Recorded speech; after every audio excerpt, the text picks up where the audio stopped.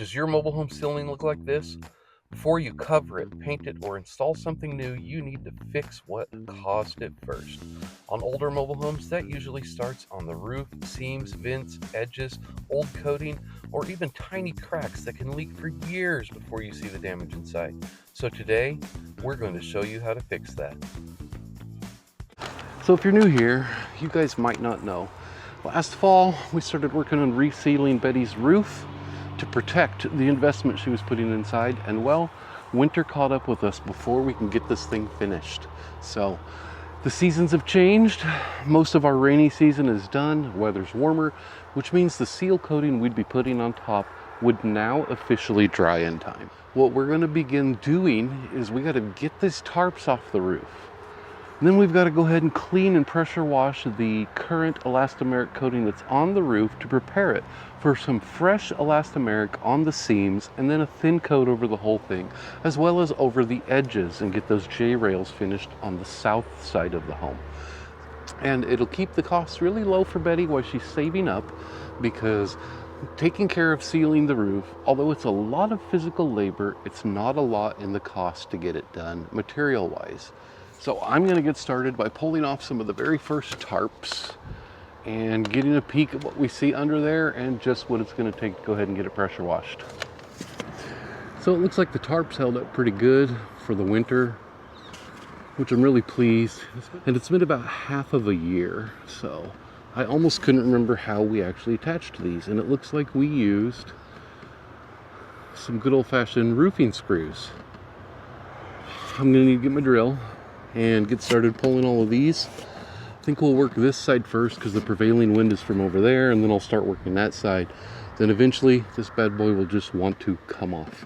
This will be the first piece, which looks like it covers about 1/3 of the home.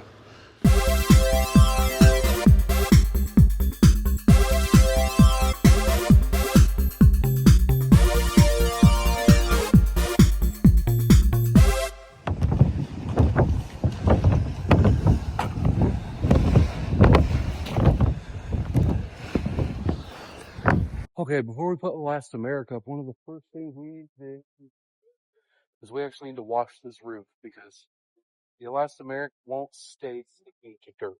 So we're going to have to pressure wash this roof first and then move on from that point. I don't know how well this is going to show up, but you're going to end up with spots like this where it's cracked out. That's going to need fill. In fact, we're going to have to run this whole seam with just some brush first before we would actually coat the whole thing. Okay, we tried Betty's machine. It does work, as you can tell right here, but it is taking forever. So I think what we'll do is we're going to work each one of these seams with hers. And then tomorrow, I'll come in with a surface cleaner instead. Surface cleaner, and get the main stuff done in a much faster manner. And then we can see just how bad some of these spots are.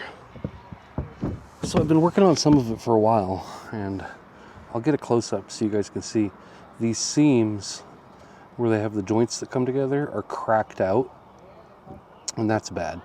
Not to mention how much dirt is on it.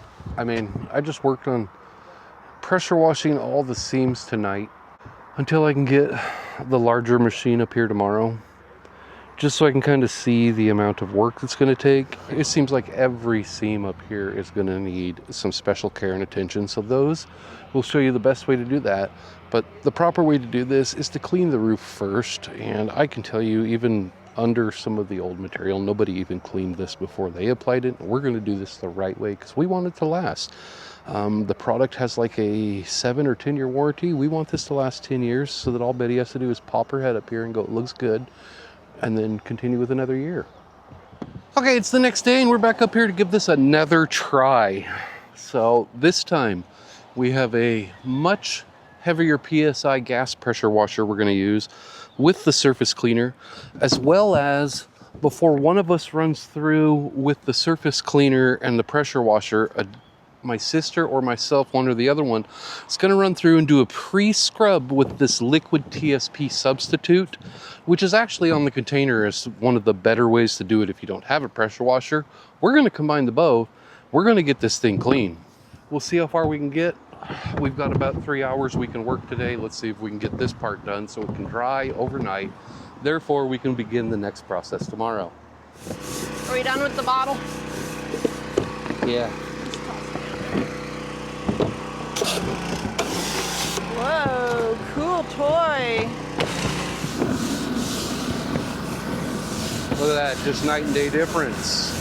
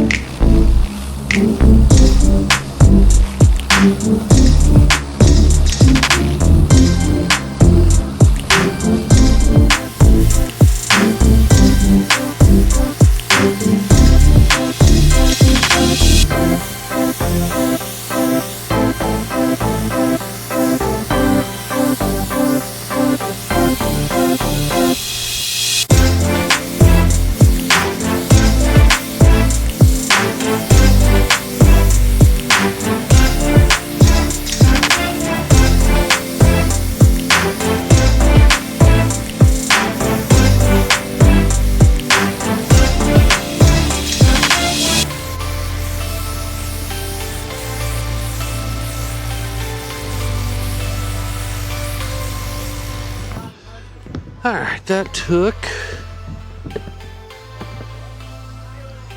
us an hour and a half, which that's actually great. Essentially, this is what we need it to look like. So if you compare that to before, that is already just a striking difference. That'll be clean enough to definitely get fresh product put on here, but we're gonna have to wait until tomorrow because we need this all to dry out thoroughly. With our weather warming up, this thing will be dry before noon tomorrow. So it's been over 24 hours. There's been plenty of time for Betty's roof to go ahead and dry. But before I go ahead and just hop up there and start coating stuff, I need to measure the roof area for coverage so I know exactly how much material we're going to need. Because not knowing how much of the product we're going to need to cover the roof is a great way to either run short halfway through the project or spend way more money on more material than we need and have to make trips back to the hardware store to make returns. So that's where this week's sponsor comes into play, Mileseey Tools.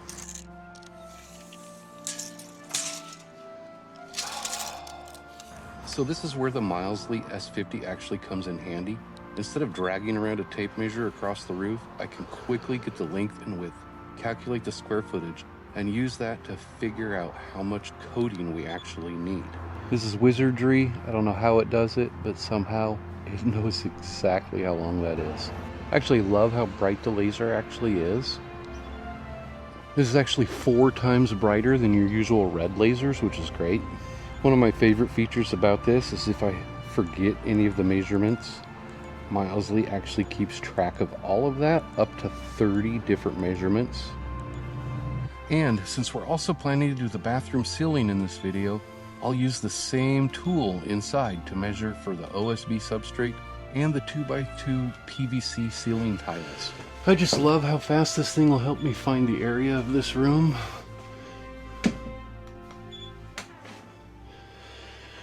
And in just a couple clicks, we know that this is 54 1.745 square feet, so we know exactly how much tile to go ahead and order when we go ahead and order the tile for this cool ceiling.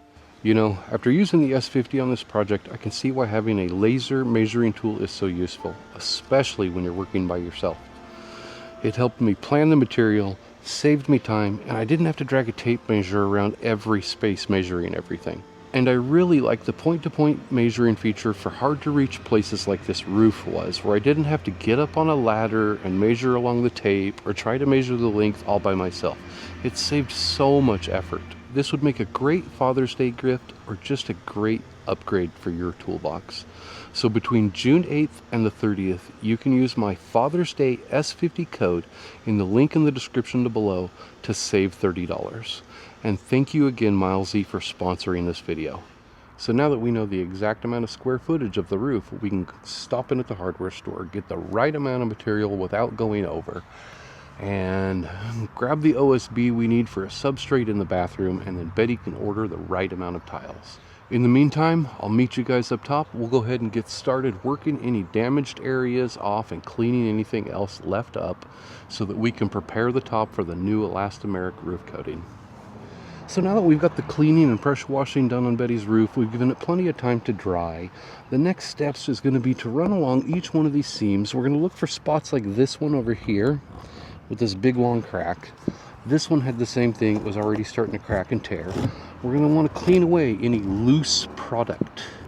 And of course, once you've decided you've scraped up enough, if it was actually needed, brush anything away. You can use a smaller hand brush like this that you can get for just a few bucks at the hardware store, or you can go ahead and put a big wire brush on your drill or your grinder and just run it through there. Just when you do so, be super careful. And then the last thing, once it's been completely cleaned, you want to use something like some denatured alcohol or acetone and do a final wipe just to make sure any dirt and debris is out of the way so that you know the surface will stick. And then we know we can fill this in with some product. So we had to get 7 cans of this Henry Dura-Brite white elastomeric roof coating, which is number 587, has a 10-year warranty. So this is the remaining can from earlier when we started Betty's home and we took care of the spots that we could see through the roof from the inside that we knew were leaking. So we're going to use this to get started taking care of some of these areas. So since we know some of these seams are going to be pretty rough, you literally just want to get a cheap brush and brush it on there to get yourself started. So I'm going to get started working on seam after seam, peeling off any areas that's too loose and sketchy, and just filling these in. A side note, if you're going to do this, the product does state that the roof's temperature should not be more than 140 degrees Fahrenheit. And so if you can, go ahead and get a laser and check the temperature of the roof. Looks like right now we're sitting on 84, 81, 87. Also, if it's too hot to the touch, it's probably too hot to apply the product. I'm about 2/3 done with just the seams and edges on this half of the home. Got to make it to the end, which I got 1, 2, 3, and then the end left to go. And then I can jump up front and finish that end. So I had to open a fresh can. Now, some of the things you want to pay attention to, this product does state that it's going to take 2 to 24 hours to skin over and cure, guys. So keep that in mind when you're doing this. First thing you want to do is get these seams all with a nice coat on top of it so it has time to cure. Give it the time frame it needs to skin over before you apply the next coat on top of it. Since this has had a previous coat, filling these, especially the ones that aren't damaged, which we're doing the damage and gouges as well as any of these, just to make sure we have a good thick coat on the seams, because the seams are the #1 spot where we seem to have problems with leaks on mobile homes. And of course, after I get all of the seams done on this entire home, which is probably going to take me 2 after work days, today and tomorrow, the following day I can come in and just start rolling the entire roof with the standard coating. It's just like painting a wall, run a roller. We'll run it one way, give it some time to skin over and cure, and then we'll run it the opposite direction. This is the point when you also want to take care of any holes, rust, or damage on the home. If you have holes, you'd obviously want to patch it over and repair it. We don't have any holes because we took care of those last fall before we got invested in installing new ceiling and insulation in the home. So one thing to keep in mind when you guys are doing one of these roof projects, do keep in mind these roofs are 10, 12, up to 14 feet high. Be very careful at your edges, don't fall off. Be careful going up and down the ladder. If you can, have a partner available or somebody on the ground to hold the ladder, stuff like that. Now this big square you see right here where you can kind of see the mesh, this is where we had the leak last year that we could see a hole going through it, and then went ahead and put the product over it and sealed it. Now here we're gonna just give some extra special attention, even though it's not necessarily needed. We're going to do this thicker than some of the other areas. And to do this thick, you don't just come in and put a big old huge glob of it and say thick. Thick for this is actually multiple thin coats. Let it skin over, add another thin coat, let it skin over, add another thin coat. This entire side of the home is definitely going to take longer. It's got a lot more damage. Scraped it down to there and I stopped for the time being after working both sides. I still got to work a bunch of the spots along this edge. But one of the things, if you guys are expecting to do these kinds of projects in just an evening, this roof stuff isn't that unless you're just dealing with a simple small one-only problem.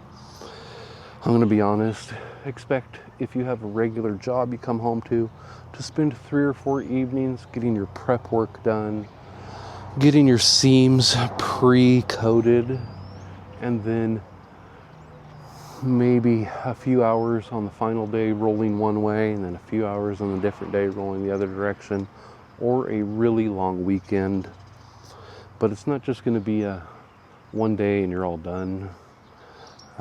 Especially if you have to clean them, which it's truly required to clean these roofs before you coat them. So see if you can, you take turns. You go up, your partner goes up, just back and forth, so somebody's always working on seams. So I got Betty up there working for a while I go home and have a break and then see Stephanie before she goes to work, and then maybe I'll come back and check on her and see where she's at, giving her strict instructions not to fall over. Okay, we got all the seams done from one end clear to the other. And we had a lot of areas like this one down here and some of this along this edge where we had to do a lot of scraping and peeling those sections up and working them, and then getting all of the seams coated for the first thick coat. Part of the process. So every seam is coated, all the edges, any bad stuff, non-sticking stuff has been removed. That part's all out of the way. And so now we're ready for the next steps. And you're probably looking at me going, wow, it looks like you just have painting stuff. That'd be correct, because that's how you put this stuff on, is you just roll it. The way to do this is to roll it in one direction the whole way. So let's say this half, we're gonna roll it this way. This half will roll this way and let it completely dry over. And then you'll roll it a second time the opposite direction. Now this calls between a 1 and all the way up to 1 3/4 inch napped roller. Since this has been coated before, we went with the 1 inch roller just because it's going to be an additional coat on a lot of this, and anywhere we think we're going to have a problem, we're just going to hit it with a little bit of extra.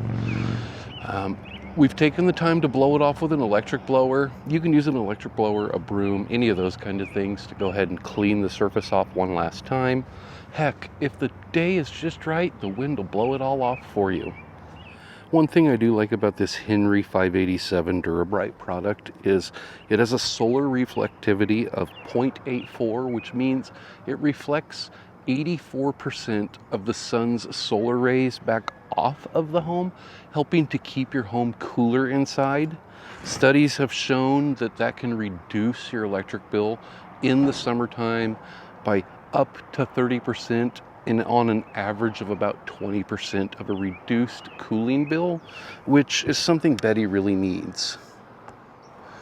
So we'll start off with about that much, because this stuff, just like when you're painting a wall, goes on quick and disappears.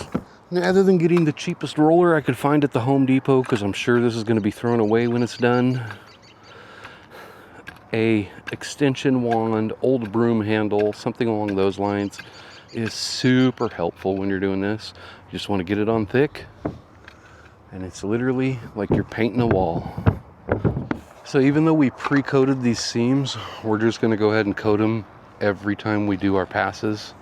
One of the reasons why is the seams and edges are usually the number one spots leaks occur, other than things like damage or penetration. So we want to make sure that the seams have one of the thickest coats, and then we'll run around again doing all of our edges with a brush off of a ladder all the way just right over the edge, right to the top of the J-rail.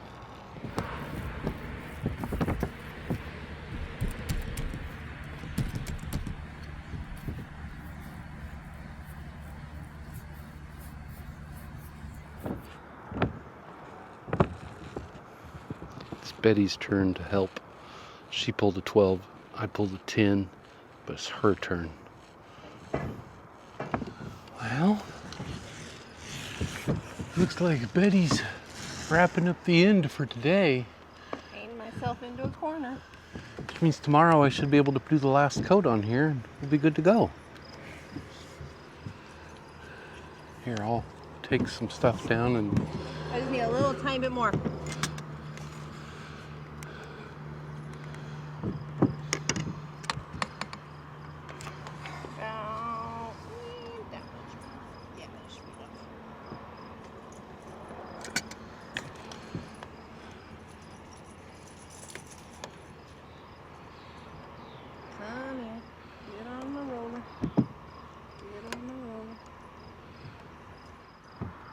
Don't show my toes.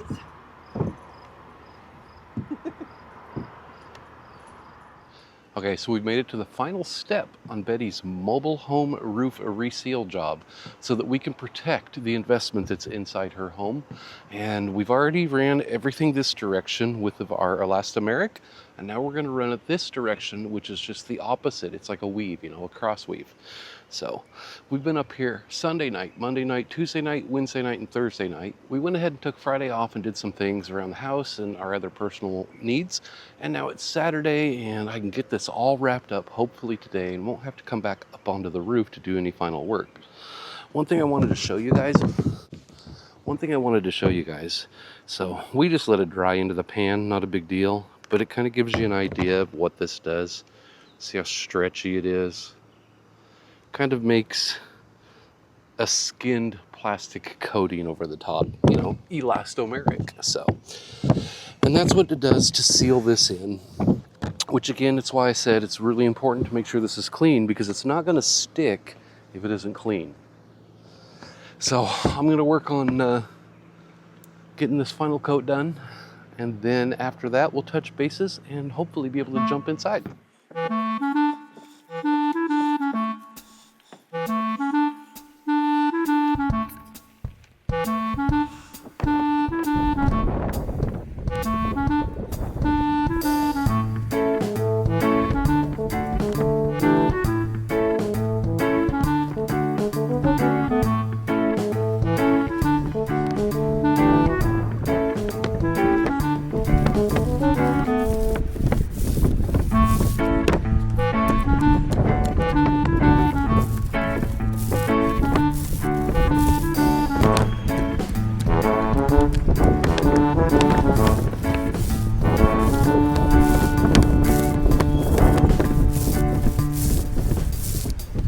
Now I've got a couple of side notes I want to go over with you guys before you would do a project like this. And I got a couple of notes here I want to go over with you guys literally on notes because I can't always remember everything. So let's get started. One of the things, most roof leaks don't start in the wide open middle of the roof.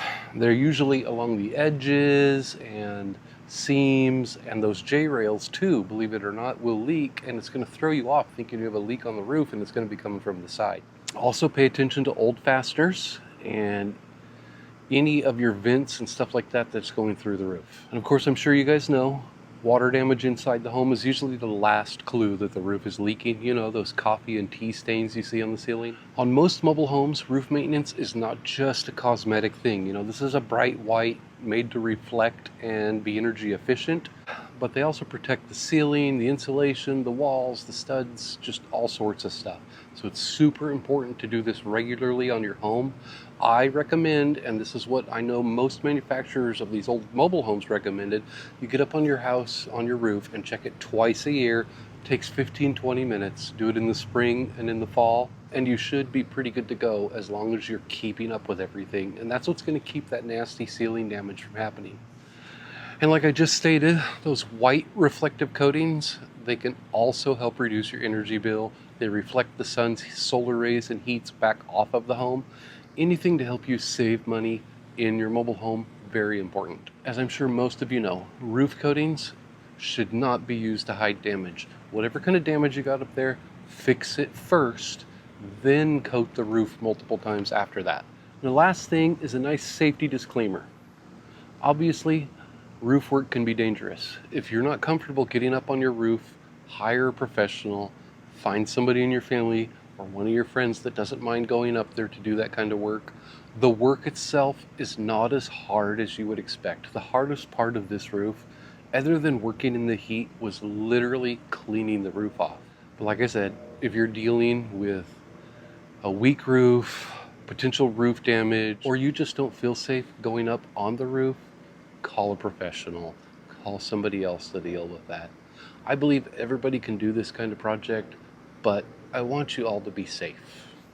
Well, that's all done. It's all super bright white. I don't know if you guys can tell or not, if it's too bright, but that's 2 coats on, 2 different directions, all done. Definitely protects Betty's investment in this mobile home. I don't know how well you guys can see it, but if you can't, I got you guys a pair of sunglasses. So there we go. That's 2 coats, definitely enough to cover everything and protect Betty's investment. And honestly, I think I might want to see a 3rd coat up here. That'll take about 3 more gallons, just some extra protection. But we're going to have to talk to Betty about that first. Now, a couple of special things I do want to cover. We did come over the edge, and we do still need to go ahead and get some more lathered through here. And when you do, you want to tuck it down into this area, just because sometimes these J-rails slightly come off. And then, of course, we need to come around and put the rest of the screws back in. All right, so for the last day and one of the last steps, one of the things we want to do, now that we've got the entire main portion of the roof coated, the seams coated, these J-rails, they end up having problems where they will end up sticking out here and there. Even with fresh polybutyl tape, you want to come along here and work spots like this, this, and this where you'd fill them in. So Betty and I, we're going to work on this. She's going to fill these in while I work on getting any remaining screws replaced. And basically all you want to do is stuff some in just little by little, making sure that you've filled in the top of this J-rail, which, I mean, it's just a miniature gutter is really all it is, and it helps hold the roof metal to the wood on the side of the building. But get these little spots filled in. And it may take 2, sometimes even 3 coats to do these. It's slow work because you're working along a ladder and coming up and down, but simple work. It gives you a last second to coat these edges. Like I was saying before, edges of these things are usually where the leaks are. You can even take a little and put them over the screws just a little bit. Helps seal those in. So we're going to work on that for a while before we wrap this thing up.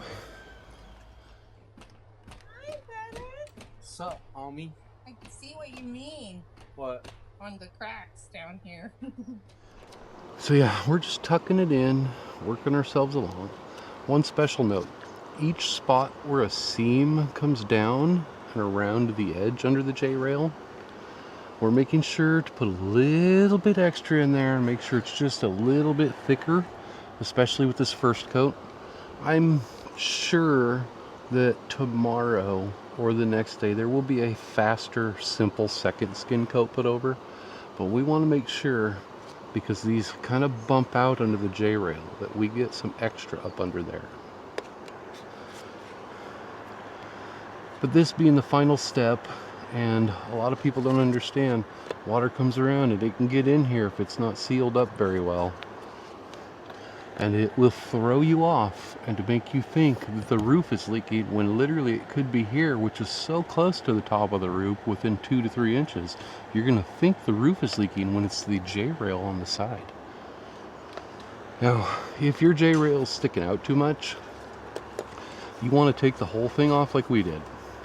Get some butyl tape, clean the surfaces, put fresh butyl tape on it, and put it back up with brand new screws. And if you're going to do that, use these neoprene gasketed roofing screws to put it back up as a secondary way to stop any water leak intrusion through the screws. And in a case like this one, slow and steady wins the race, and after a few hours we'll be there and this will be all done. All right, there you go. There's the basics on how to go ahead and reseal your mobile home roof. I mean, yes, it took us a full week of afternoons, sometimes in the morning, to get the job done. But for the around $150 investment that Betty paid to go ahead and have us reseal the roof, work on getting these J-rails completely sealed and everything done, we're all a lot more comfortable now that we know she's protecting the investment she's put into this home. And now that those are done, we know we can move inside and get started on that bathroom ceiling, which is the next project in Betty's house. Keep the pointers I gave you in mind if you're going to do a project just like this. We think this is a DIY project for most people to get done. Don't forget to give it an inspection in the spring and an inspection in the fall. And when you're doing these kinds of DIY projects, whether it's on your mobile home, your regular home, your manufactured home, please remember to tell yourself, I can fix that.